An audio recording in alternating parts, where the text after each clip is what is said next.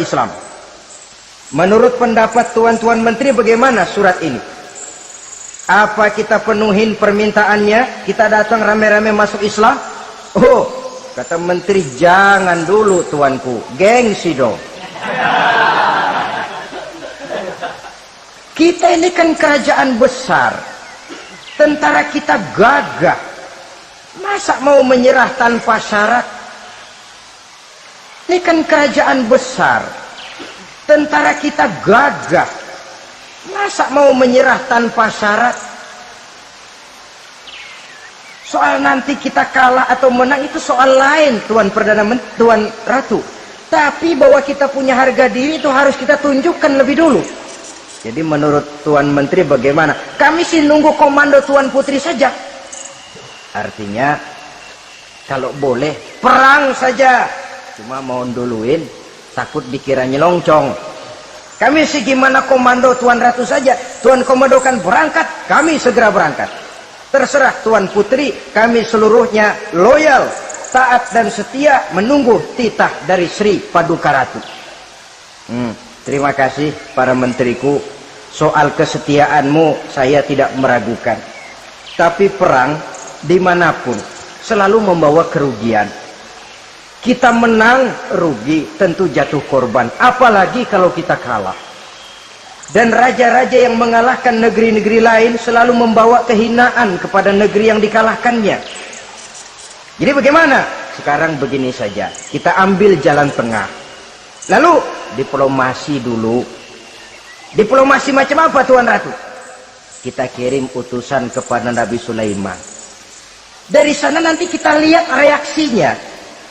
Saya memang selama ini sudah dengar siapa itu Nabi Sulaiman. Katanya orang yang masih muda, masih bujangan, bijaksana, kekuasaannya besar, tentaranya hebat. Cuma kan baru berita, kita cek. Jadi diplomasi macam apa Tuan Ratu? Kita kirim utusan kepada Raja Sulaiman. Kita bawakan hadiah-hadiahnya.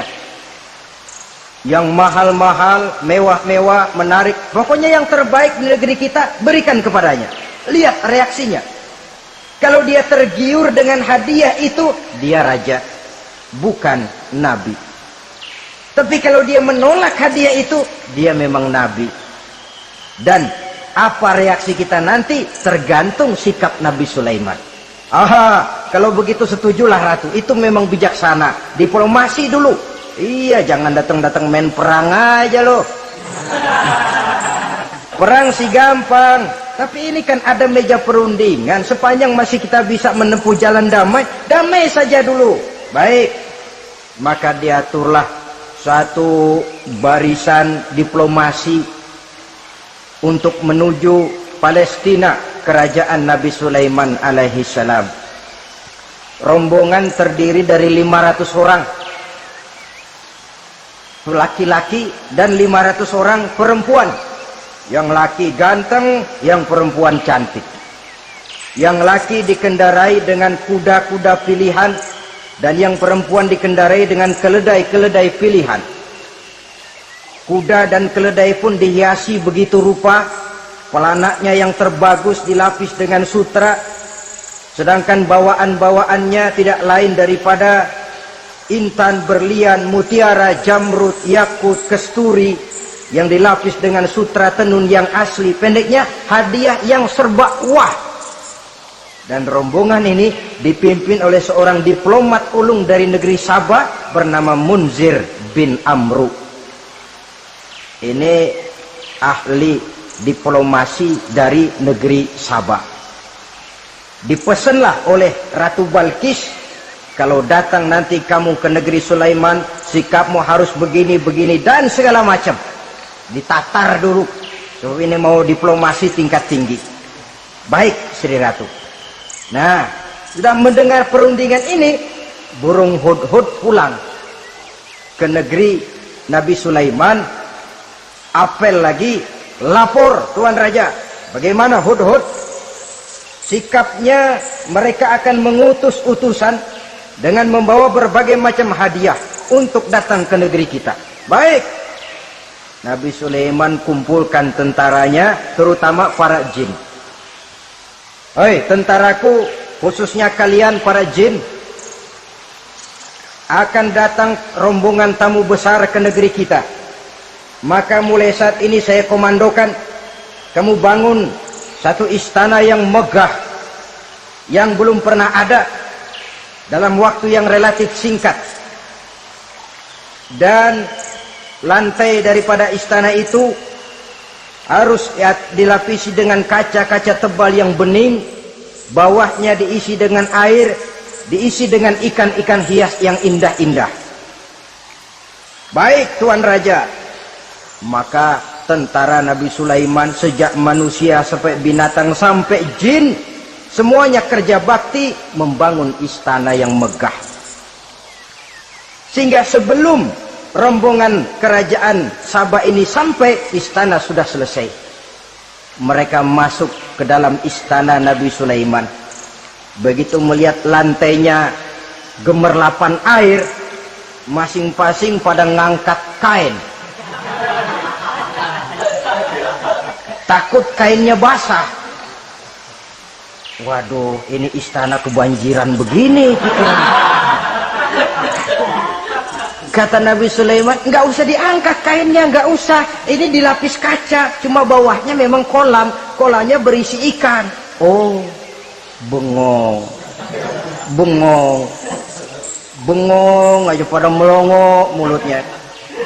Saudara-saudara, jadi persis orang yang tinggal di puncak gunung datang ke tengah-tengah kota.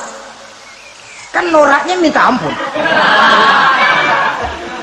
Apaan aja ditunjuk. Apaan aja dilihat, apaan aja ditunjuk. Ini ya, itu ya, wah. Wah, sudah semuanya serba wah. Jadi kalau istilah tingkat diplomasinya, mereka sudah kalah mental. Dan itu sudah kemenangan pertama dari Nabi Sulaiman. Sudah shock. Mereka merasa negeri Sabah kaya, luar biasa, hebat. Begitu datang ke negeri Sulaiman, mereka jadi orang norak kayaknya. Sudah kumpul, nah selamat datang tuan-tuan ke negeri kami. Ada pesan apa? Majulah Munzir bin Amru. Tuan Sulaiman, bagaimana? Kami diutus oleh Sri Baginda Ratu Balkis untuk menyampaikan hadiah-hadiah yang kami bawa ini. Intan, berlian, yakut, jamrud, kesturi, dan barang-barang mahal lainnya. Mudah-mudahan Tuhan bisa menerima dengan senang hati. Nabi Sulaiman tersenyum. Lalu beliau berkata, Atumiddunani bimalin, fama atani Allahu khairun mimma atakum. Kamu mau memberikan saya seluruh hadiah-hadiah permata intan ini, padahal apa yang telah diberikan Allah kepada saya jauh lebih baik dari apa yang telah diberikannya kepadamu. Kamu merasa bahwa saya kekurangan semua ini? Ketahuilah tuan-tuan, saya punya lebih banyak dari apa yang tuan-tuan berikan sekarang ini. Irja' ilaihim, bawa pulang kembali seluruh hadiah ini. Sampaikan salam saya kepada ratumu, Ratu Balkis. Falanatiyannahum bijunudin la qibala lahum biha. Kalau mereka tetap tidak mau datang menyatakan keislaman, kami yang akan datang ke sana dengan seluruh bala tentara kami yang mereka pasti tidak akan sanggup menghadapinya. Saudara bisa baca dalam surah An-Naml ayat 36. Saudara hadirin ma'asyiral muslimin rahimakumullah. Kalau orang sudah silau dengan yang namanya upeti, hadiah, harta, secara mental dia sudah jatuh. Andai kata ketika itu Nabi Sulaiman menerima seluruh hadiah tadi, maka misi kerasulannya tidak akan jalan. Wibawanya hancur dan dia tidak akan sanggup lagi mendakwahkan Ratu Balkis untuk masuk ke dalam agama Islam. Dia akan jadi cemoohan di negeri Sabah. Sulaiman ngomong aja dikasih hadiah telap. Nah, ternyata ada yang lebih mahal dari harta, Ada yang lebih mahal dari intan dan mutiara, ada yang lebih mahal dari pangkat dan kedudukan. Apa dia? Harga diri. Dan itu yang langka sekarang ini. Lebih baik jalan kaki tapi kita bebas mendongakkan kepala kemanapun kita mau, daripada naik mobil empuk tapi mata nunduk saja nggak berani lihat ke atas. Kehilangan harga diri. Ulama yang kehilangan harga diri akan menyelewengkan ayat.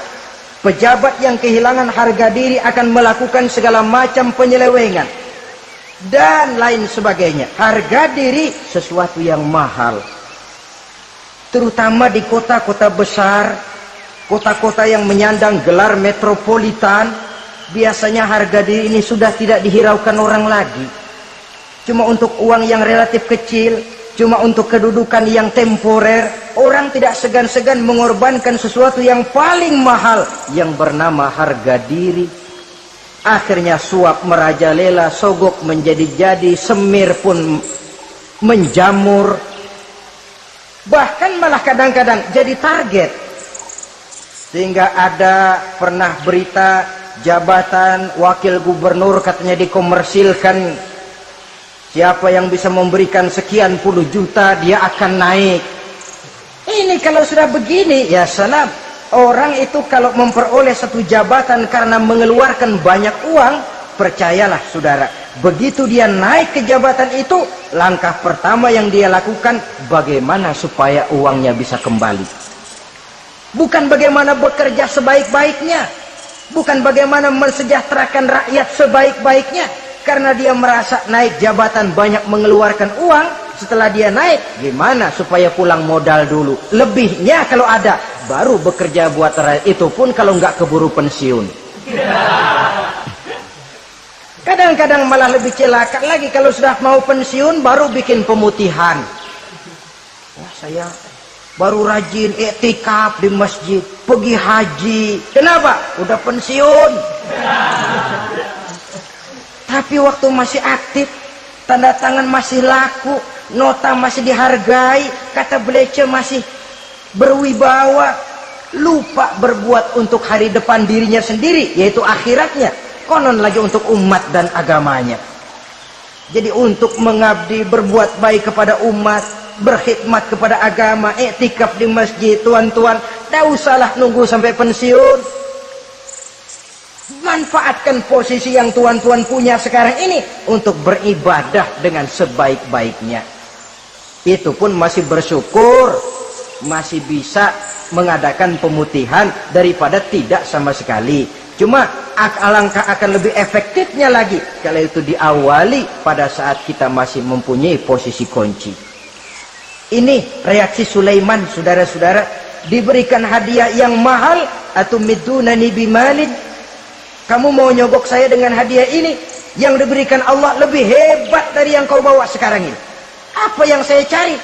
Oleh Allah saya telah diberikan sesuatu yang lebih besar dari yang kau bawa. Sudah, bawa pulang saja, sampaikan salam kepada ratumu.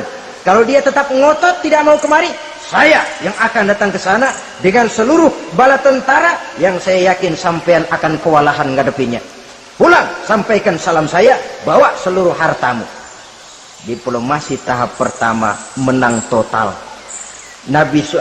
Utusan Raja Sabah sudah kalah mental, kalah juga fisik. Pulanglah mereka dengan membawa kembali seluruh hadiah yang mereka ingin sampaikan tadi. Bisa dibayangkan mentalnya itu, ya.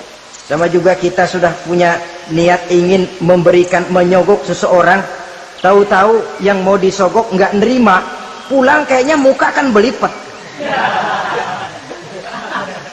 Sulit ketemu orang. Jadi perasaan kita orang pada ngetawain aja. Padahal orang mah nggak tahu persoalannya. Tapi sikap mental sendiri itu. Jadi memang saudara-saudara ini berkaitan. Walaupun yang mau nyogok banyak, kalau yang disogok nggak mau, nggak jadi. Walaupun ada yang minta disogok, kalau yang mau nyogok nggak ada, juga nggak nyetel. Nah ini nyetel, yang mau nyogok banyak, yang disogok pun ada. Jadilah perbuatan itu. Ma'asyiral muslimin rahimakumullah. Sampai mereka di kerajaan Sabah, mereka ceritakan itu, Ratu Balkis bengong. Ternyata yang saya dengar selama ini memang benar rupanya. Sulaiman bukan cuma raja, tapi juga rasul. Bukan cuma pemimpin negara, tapi juga pemimpin agama. Lalu bagaimana, Sri Ratu? Biar saya pikir-pikir dulu. Pikir. Bagaimana ya? Sudahlah, begini saja. Kita sekarang berangkat ke negeri Nabi Sulaiman. Saya yang akan langsung memimpin rombongan. Ada dua tujuan Ratu Balkis sebenarnya. Tujuan pertama ingin melihat dengan mata kepala sendiri kebesaran Sulaiman yang selama ini dia cuma dengar beritanya saja. Yang kedua, ada udang di balik batu. Kalau setelah Nabi Sulaiman nanti melihat kecantikan Ratu Balkis ini, dia bisa fly. Nah, istilah anak sekarang, dia bisa fly. Nah, siapa tahu kan karena kecantikannya Nabi Sulaiman lalu jatuh hati, dan Dewi Amor pun bicara, nanti bila mata bertemu mata, bibir ikut senyum, hati berdetak. Maka terjadilah magnet-magnet saling bersentuhan, percintaan tingkat tinggi. Kan lumayan dapat suami, dapat pacar seorang raja besar. Jadi dengan harapan ini berangkatlah langsung memimpin rombongan. Ada dua tujuan Ratu Balkis sebenarnya. Tujuan pertama ingin melihat dengan mata kepala sendiri kebesaran Sulaiman yang selama ini dia cuma dengar beritanya saja. Yang kedua, ada udang di balik batu. Kalau setelah Nabi Sulaiman nanti melihat kecantikan Ratu Balkis ini, dia bisa fly. Nah, istilah anak sekarang, dia bisa fly.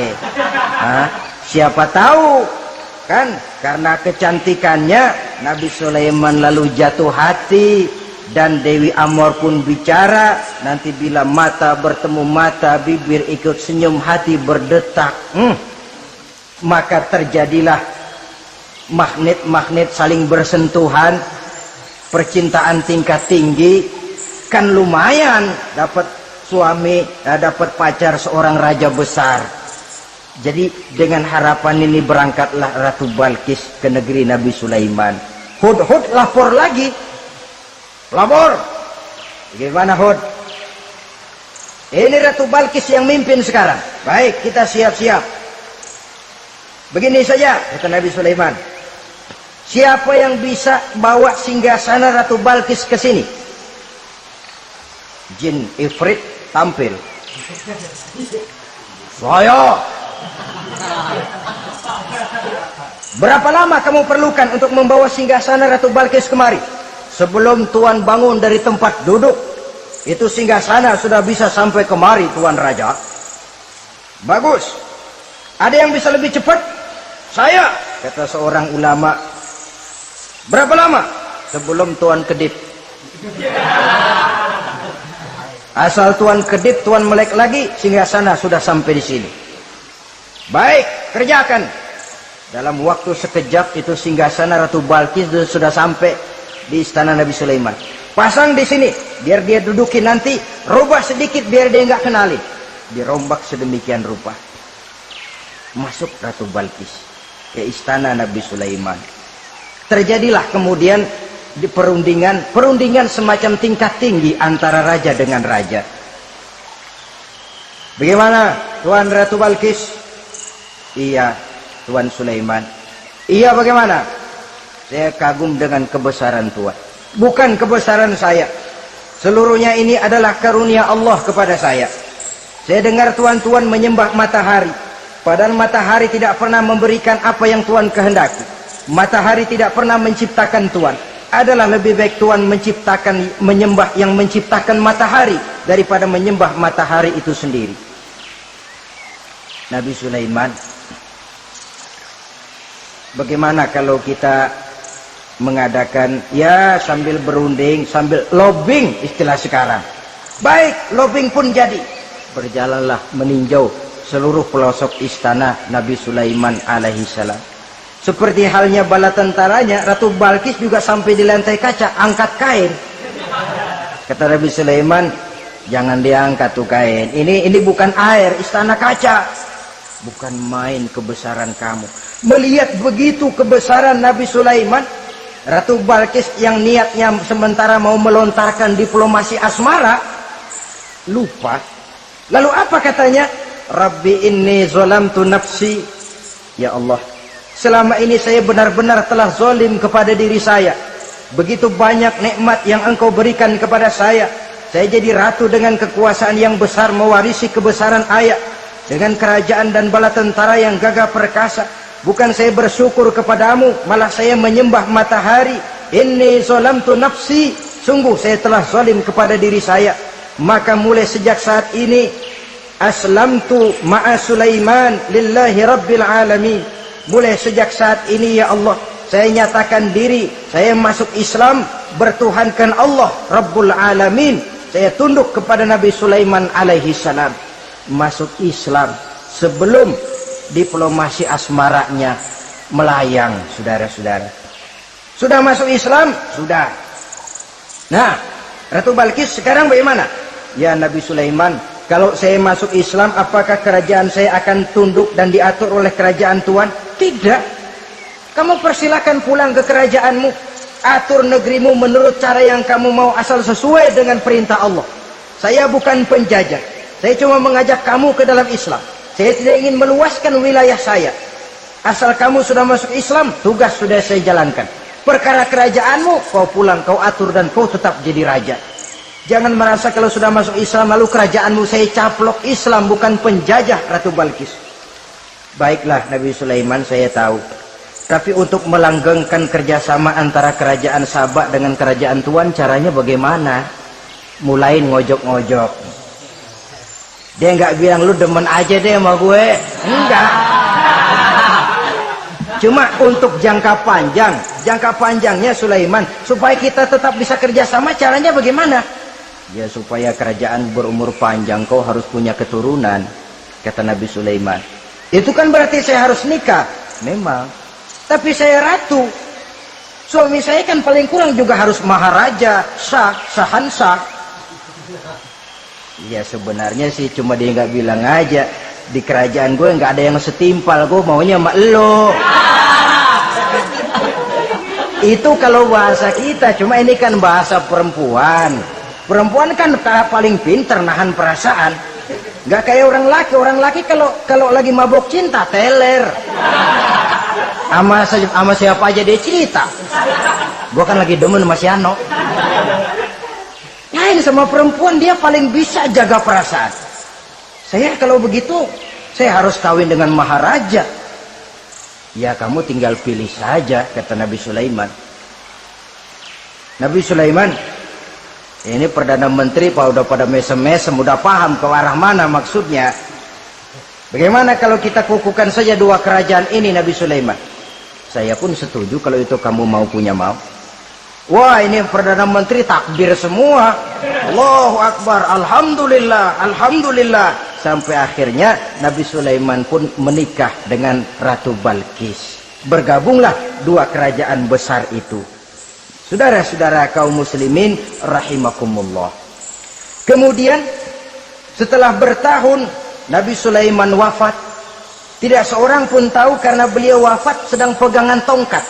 Ketika tongkat dimakanin rayap, rapuh, baru beliau jatuh. Orang tahu kalau Nabi Sulaiman sudah wafat. Menurut riwayat beliau wafat itu sedang sholat. Karena sholat Nabi Sulaiman cuma diri saja, tidak pakai ruku dan sujud. Menurut riwayat lain beliau sedang memandori jin dan tentaranya yang sedang kerja. Begitulah wafat beliau, kita bisa baca dalam surah Saba ayat ke-14. Setelah beliau wafat, Palestina diserbu oleh Raja Bukhtanasor atau Raja Nebukadnezar. Seluruh kebesaran Sulaiman di bumi hanguskan, istananya dihancurkan, intan permata dan kekayaan beliau dirampok, dan tinggallah kebesaran Sulaiman cuma legenda saja yang kita kenal dengan istilah Haikal Sulaiman. Legenda, riwayat-riwayat yang sampai sekarang ini masih bisa kita telusuri kebenarannya. Saudara-saudara, inilah pertemuan yang singkat ini, walaupun serba singkat, mudah-mudahan ada manfaatnya. Dengan kesimpulan, seluruh anugerah yang ada pada kita hakikatnya karunia Allah. Marilah kita menjadi orang yang pandai bersyukur atas anugerah itu. Terima kasih atas segala perhatian, mohon maaf atas segala kekurangan. Usikum wa nafsi bitaqwallah. Wassalamualaikum warahmatullahi wabarakatuh. Waalaikumsalam.